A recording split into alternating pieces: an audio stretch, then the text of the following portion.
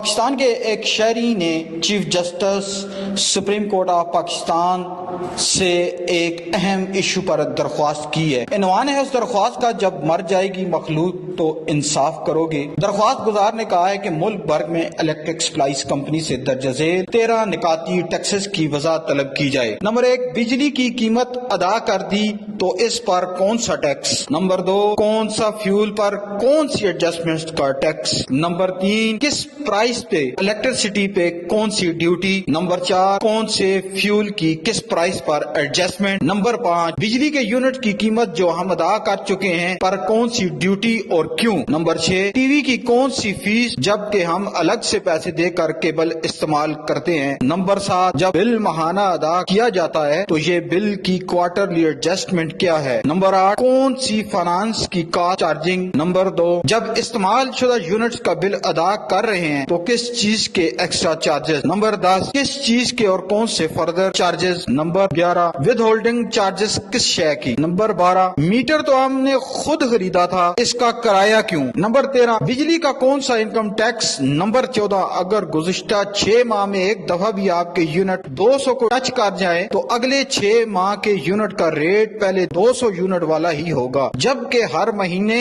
ادائیگی کرنے پر بار بار ادائیگیاں۔ یہ کون سا ظلم کا فارمولہ ہے؟ یہ اس شہری کی درخواست ہے چیف جسٹس سپریم